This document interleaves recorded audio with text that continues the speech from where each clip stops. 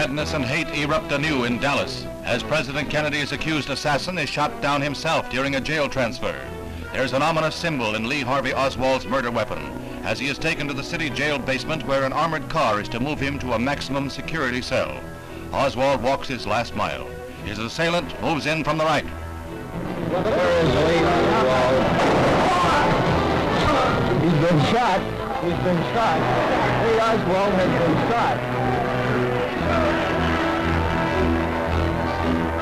Now, from another camera, the motion is slowed. The murderer moves in, and here is the shame of all America as Jack Rubenstein takes the law unto himself.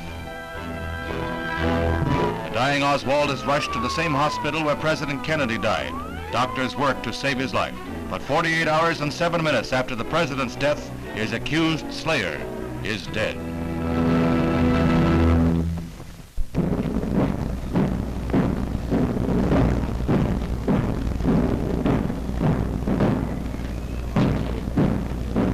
The sound of the muffled drum sweeps in melancholy waves over the hushed throng. A hush broken only by a stifled sob, a murmured prayer. A whole people is lifted up in common sorrow and ennobled in their hearts. Down this avenue of sadness, they bring President John F. Kennedy, martyred hero, to lie in state under the great dome of the Capitol.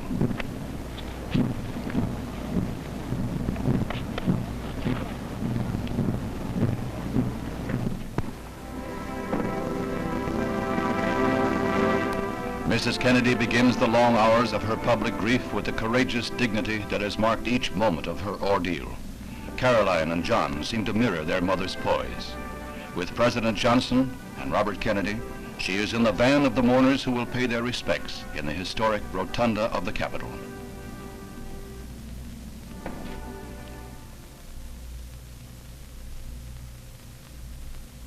President Johnson represents a sorrowing people as he places the wreath marked "From President Johnson, Nation."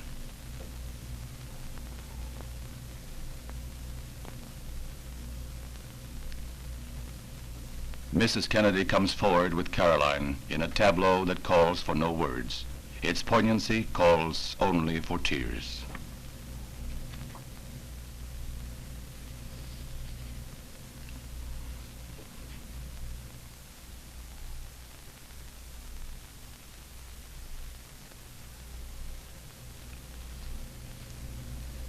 Bearing the burden of their own sorrow, 250,000 people braved near freezing weather to pass by the dead president in tribute. Some waited for as long as 12 hours in a line that at times stretched for 10 miles. The old, the young, the aged, the children. They became one in their grief, in the spontaneous outpouring that throws up an enduring memorial to the American spirit.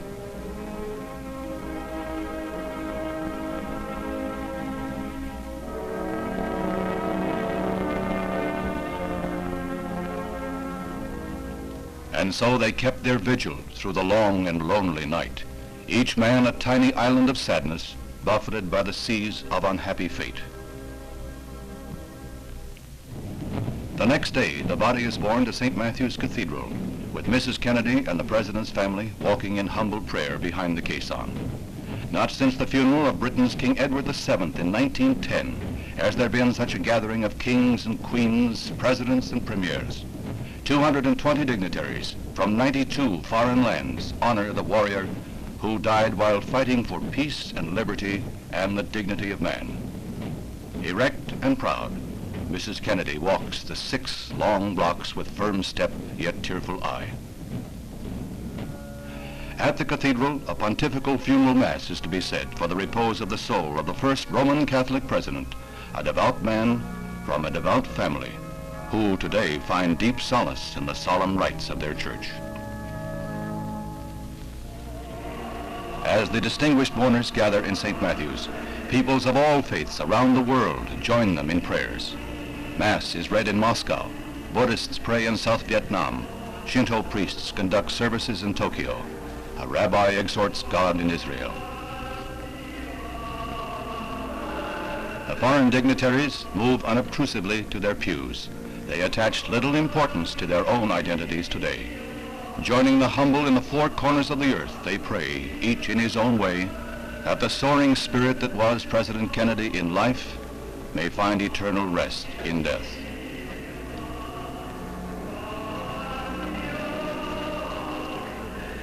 The strains of the Ave Maria reach out like a caress. Mrs. Kennedy requested it.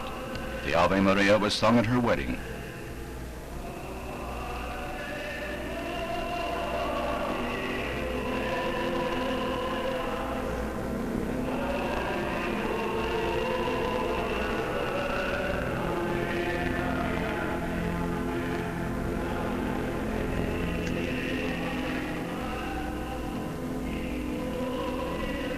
After the sacrifice of the Mass, there are prayers aloud in the tongues of all faiths.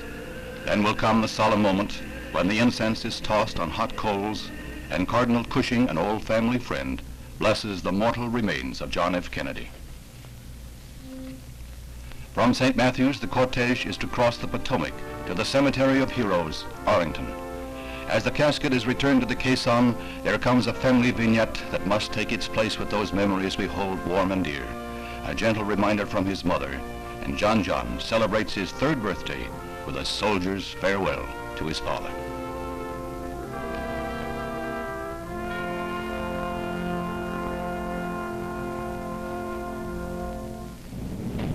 No finer epitaph could be extended President Kennedy than his own words from the speech he was to deliver in Dallas the day of his assassination.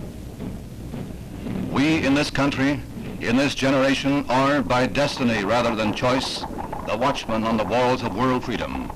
We ask that we may exercise our strength with wisdom and restraint, and that we may achieve for our time and for all time that ancient vision of peace on earth, goodwill toward men. That must always be our goal, and the righteousness of our cause must always underlie our strength. The world will remember those words of President Kennedy and his inaugural plea: ask not what your country can do for you, but what you can do for your country.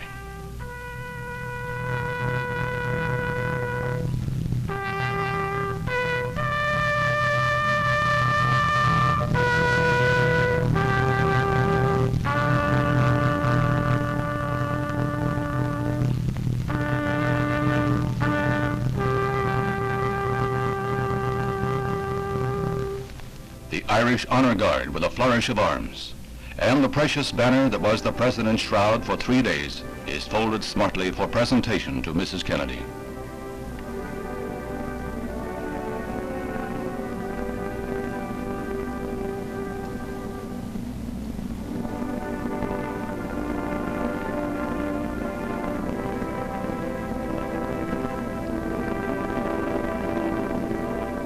An eternal flame is lighted before the grave by Mrs. Kennedy, the first such memorial to burn in Arlington Cemetery. She is followed by the President's brothers, Robert and Edward.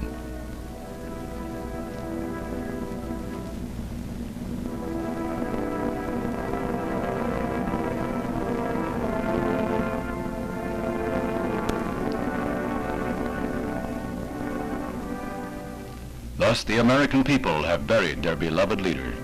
May his family find comfort in knowing they walked with greatness. And may the soul of John Fitzgerald Kennedy rest in peace.